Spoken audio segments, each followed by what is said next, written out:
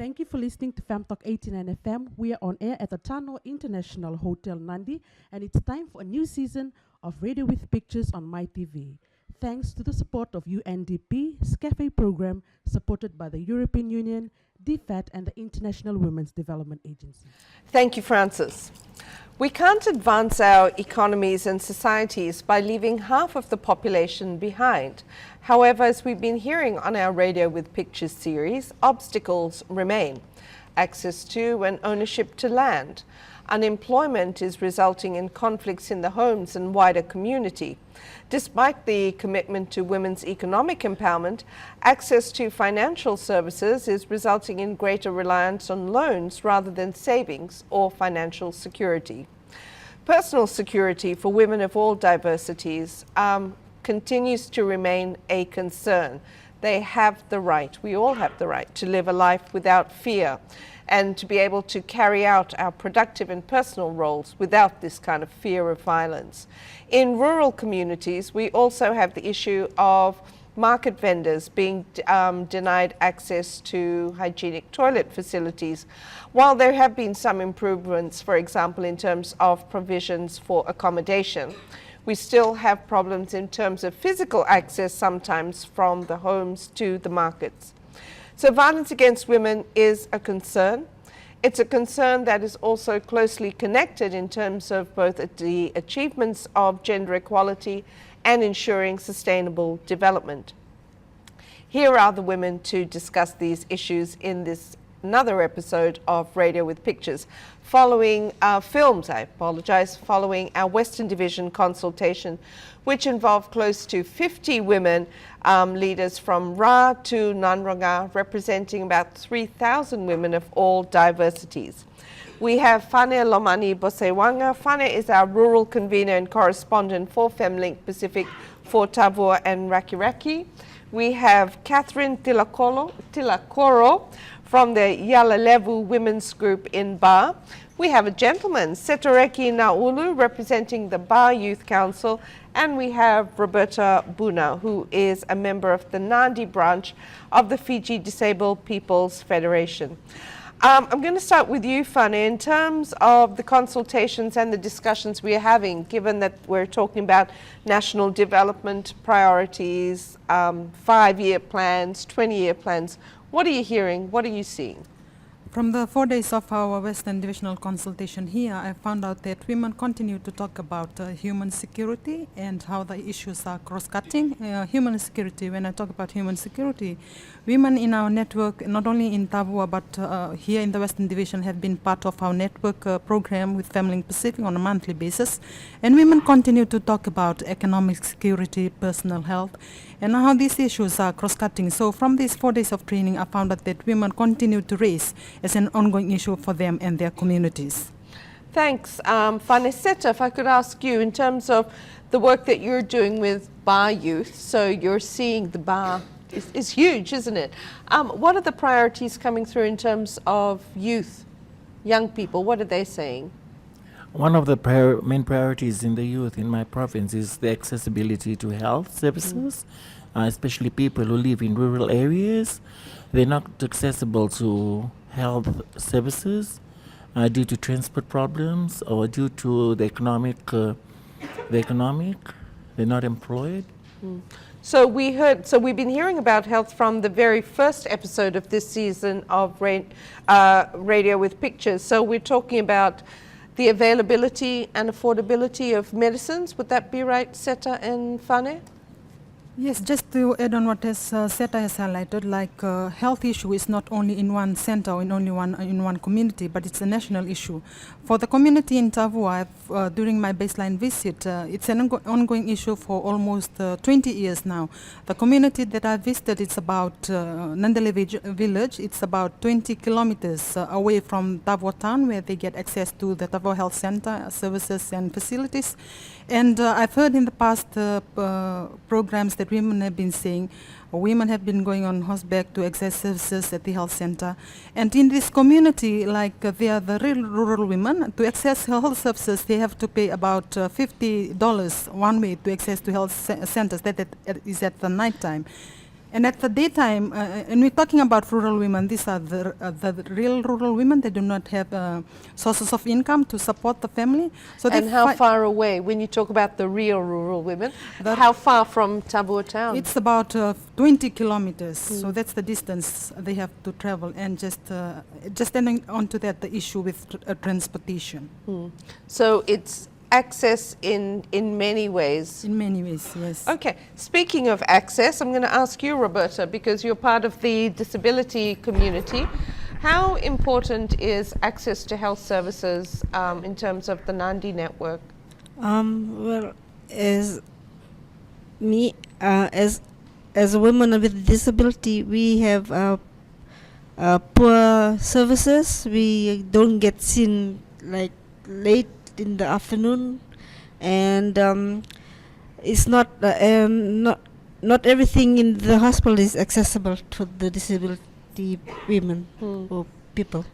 Explain to me, what do you mean by, we're seen last, or you're seen last? Is that you're ignored? Yes. Why do you think that is? Maybe because we disabled. We go in the morning, right? We attend clinic at about 7. We don't get seen till about 3 or 4 in the afternoon. Is it because possibly that there are not enough staff, or is it a staffing issue as well as an attitude issue, or? Maybe it's ignoring you. Yeah. Okay. And so what would be some of the needs for you? You talk about physical access. Yes. Are there special medicines that we need to make sure that are always in stock across the hospitals for persons with disabilities? Are there special needs that need, There are special needs, but we don't get all those. Could you explain what some of those special needs are? If you wanted to make sure it was in the national budget, what should be budgeted for? Medications, if like for emergency, if we get hurt or something, or go for operation, we don't, we sit in the aisle. Okay, thanks, Roberta. Catherine, in terms of BAR and your community, but you've been part of the Western Division consultation as well, ahead of our filming of Radio with Pictures. Health also a priority, or are there other priorities as well you'd like to see addressed? Yes, the priority that we face in the place, the area that I come from, is flooding. 2009 we had a flooding. We had, and it was quite a bad one. And just beside my house, say 20 meters away, there's a river that runs through there. And when there's a little rain, the water rises so fast that it causes the flooding in our area. And a lot of elderly that lives in my community, as we had to evacuate them, and they had no assistance, that we had to assist them to evacuate from their home. And so that's a problem that we face there in my community. Has there been, you're talking about 2009, we've had more hurricanes and cyclones. Has there been an early warning system put in place for your community? Yes, they had early warnings, but when the water rised, because we never had that from years, because I was born in that community and in that area, and we never had flood like that in our life. So when the flood came, everybody was shocked. Half of them was asleep, some was awake, and when things happened, they didn't know what to do. Because that happened very late at night, didn't it? And when we talked to women from your community, a number of them had to go and sit on the roofs. There was no evacuation. So since 2009, what improvements have you seen? Since from then, we had lodged a complaint to the local government and to the DO, to the council, if they can, for them to deepen the river and to do good drainage, that when we have heavy rainfall, that the flowing of the water will be clear and there will be no flooding. And since then, they had a bypass through the Namasau River, but it still never worked, because one thing, it still causes it, because it is did a bypass, but they didn't do a cement wall. Okay. You know, that's why when the rain falls heavy, it all washes back in and it gets shallow again, see? That's what causes this water to rise quickly. Causing the flooding. Yeah, so we have raised it so many times to the local government and to the council that they got to do something, because the place that I live, we live with a lot of widows and elderly women and men who are retired, and they go through this situation. And you know, and even for me, I raised 5 children they don't have a mother, and it was quite hard for me, and it was, you know, it was a really good experience for me. So we have raised this issue. We had all the community had signed forms to complain to the council. And there's still nothing's done. But we pray that, you know, that nothing's happened until everything's done. Why do you think it's not being raised? You said they've created the bypass, but is it because women are raising it, they don't make it a priority, or the elderly? I think so, because the area that I come, if a woman speaks, they'll put you, like, you wait there for a while and then let the other, you know, they hear the man's voice first. So for us, for coming here this week, I just feel that us women, we got to raise up as strong women. And we got to get a lot of leaders into parliament that they will fight our cases and push it up. Okay. Because if we don't have women to fight for us, we'll be lost. I'm going to ask Roberta. Nadi is also quite vulnerable to flooding. Does your disability network have a evacuation plan? No, they don't. Okay. But we get where our families put us, we go. So you Yes. do rely on your families. Yes. Are there specific needs in terms of evacuation that should be taken into account when it comes to persons with disabilities? With persons with disabilities, they should recognize that some are blind, some cannot hear, and some are physically handicapped. They should at least give a service or accessible the ways of going about to the evacuation centers. So we've got to take into account that access is not, when it comes to physical access, Catherine's raised the point of the elderly, but Yes. also take into account children as well as persons with disabilities Yes. and those different disabilities.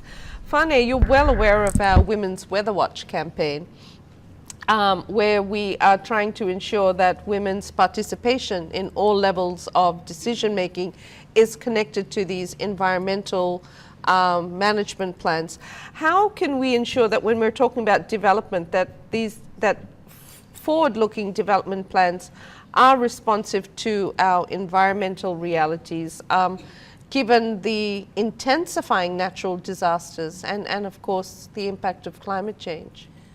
Before looking forward to development, I would like to talk on the weather report, Women's Weather Watch that we usually conduct. In 2005, after Tropical Cyclone Heaven, on the following day, I did a survey on our community, and talking to these women, they are really not aware, even if the warning have been coming, like they are just left at home, and if they have evacuation centers that has been set up, still women have, like they are not really into preparing themselves to go out in terms of trying to save the family, but in terms of preparation leading up to cyclones or to any unpredictable weather condition that arises, women know what to do.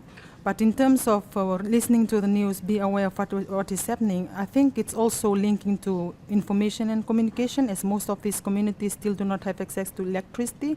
So really they are not aware of what is happening. So for me, especially looking at the national development, I think in rural communities from the local level up, they need to do more training awareness programs to these rural communities in terms of natural disasters, where women themselves should be involved, especially in DISMAC committees.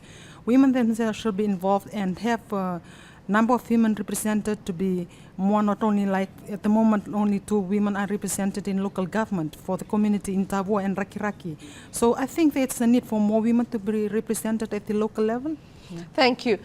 Seta, coming to you in terms of now looking ahead to these 5-year plans, what are some of the solutions to these problems that you'd like to recommend? For health issues, I'd like the health issues to be linked with the economic of people so that the accessibility of people can be met, to food security, good nutrition, and also for medication, and the fairness on health facilities, the accessibility with the LGBTIQ community, the youths of today, and also to people with disability. Thank you. Where should the health services be accessed?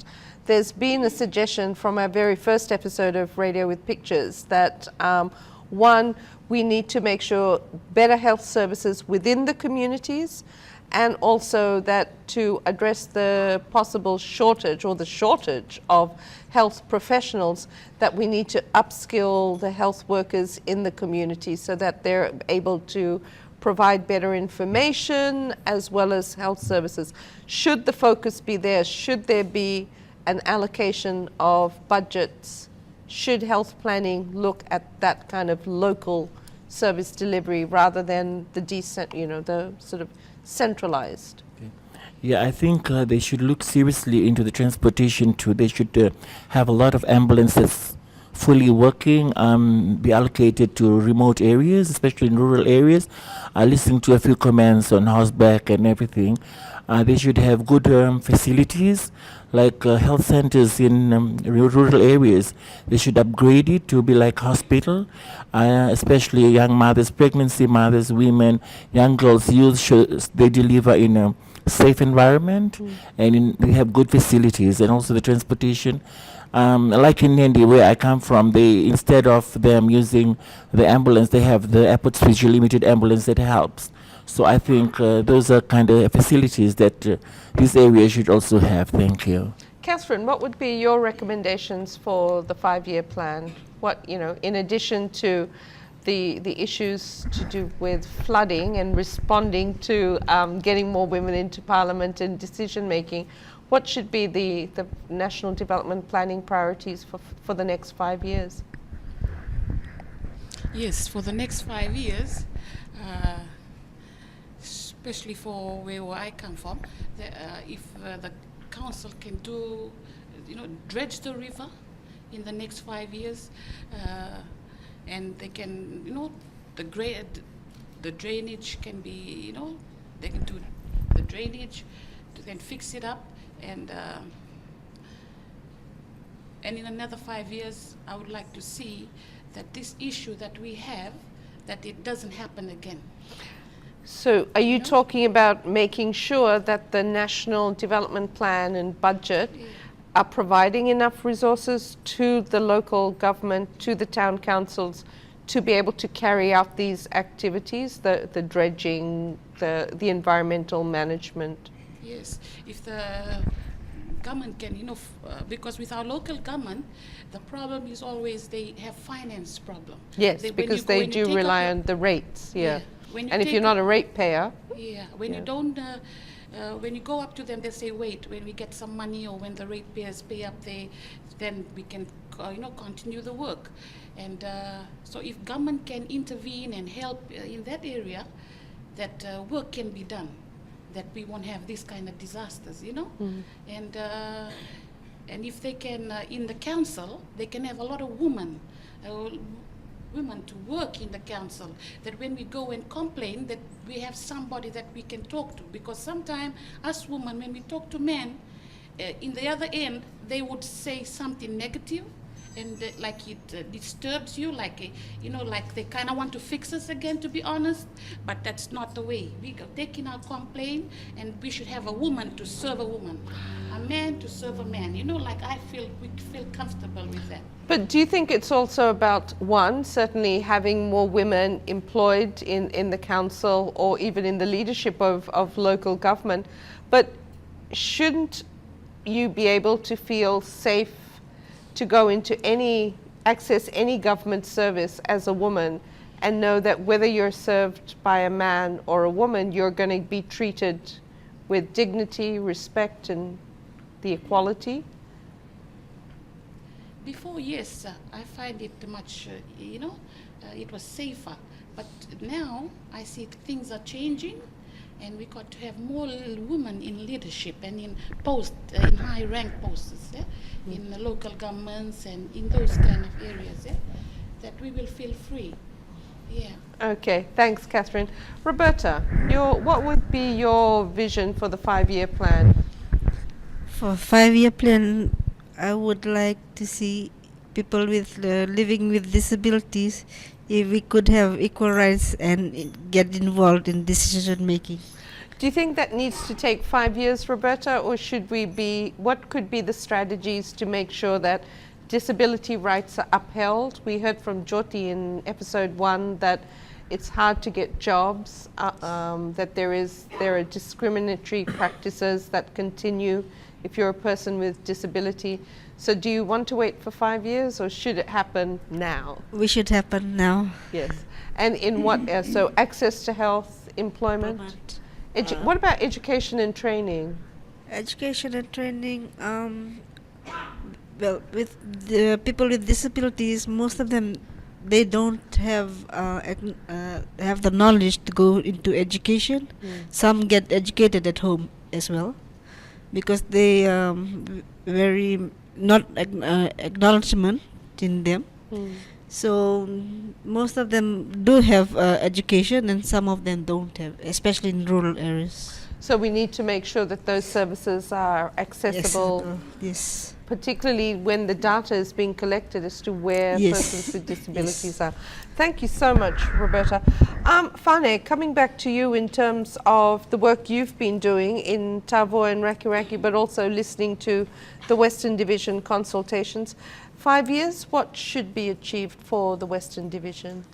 In 5 years' time, with the work that I've been doing with family from these communities in Rakiraki and Tavoa, I think before talking about development in terms of improvement in development, we have to look at the involvement of women, especially from the village level up. So before development happens, I think we need to have more women involved in the development planning committees from communities level up. And also in 5 years' time, when women are talking about their human security, it's their human rights.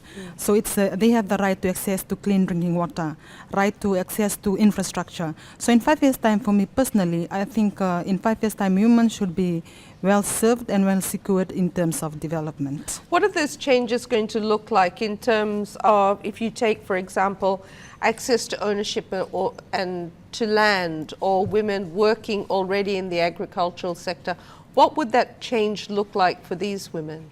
In agriculture sector, I think with the work that I've been doing, talking to these rural women, they are the farmers themselves in sugarcane farming. Now that crushing season has begun, I think not only women to be working on the field, but have the right to the ownership of land, so that the women themselves can utilize the land, and also earning income generating projects out of the land if they are the owner of the individual land. Not only that the men are owners of the land and using the women to work for them. So for me personally, in 5 years' time, if women can be allocated with land and develop themselves, not only themselves, but also improve the standard of living of the families. Okay, thanks. Seta, we've been talking in Radio with Pictures about definitions of security or human security. You work with a lot of youth in the province of Ba. What would security mean for them?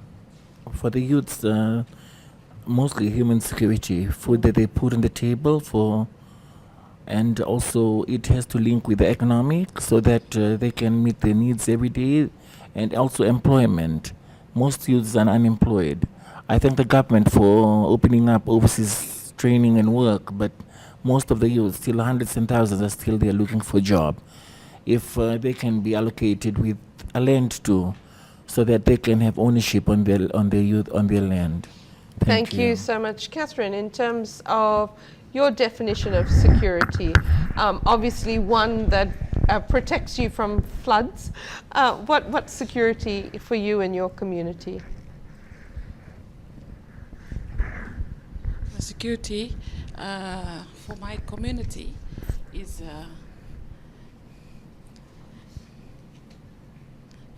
that our that whatever we say, whatever we take up, that it'll be heard, will be heard, and they will take action into it. That they won't just push it under the carpet and just wait until they sell. And for the local government, in whatever that we have raised up with them, that they can take some action in whatever we have raised up with them, the issues, and obviously feeling safe as well, as you said, that as women, you want to feel safe to be able to speak out in your community, to your local government, to local government officials. Yes, it's like as I said earlier, like in our local government, if they can employ more women, that we will feel more safer when we take up our problems. That we know that it'll be, that something will be done. Because there's certain things that us women want to share, then when we see a male standing there, we feel uncomfortable. So it's our issue in our community, because I've seen there's a lot of widows there, and I've seen that they go through problems, even though they, other races. But with me, I know all the languages, but I still get through to them, and they share to me that the things that they go through, sometimes the rubbish truck, they complain about, that it's time is not, they don't pick it up on time, and the dog busts up, and and the old ladies have to go and pick it all up again, and put it back into the rubbish bin, those kind of things. That whatever we raised up with the local government and the town council, that they take action. So clearly this whole investing in local government to provide the services, because we also heard from Roshni that this is an issue also for them in Nadi. Thanks, Catherine. Roberta, if I could come back to you. What does security mean? Is it only about your physical security, but you've talked about health, economics? How would you define security? Security we can have is to have proper services in hospitals, accessible to ramps and other things that disabled people need, and also to be seen to. To be seen to, absolutely. Finally, Fane, thinking ahead to the 20-year plan, how can we ensure that there is security for the Western Division, for Fiji? Thinking ahead in 20 years' time, I think for me, personal human security is all about putting people's safety, well-being, and political inclusion first in all contexts. If we have sustainable development, I think that will be a sustainable peace from the family to the community, to the village, and also to the nation as a whole. Thanks so much, Fane.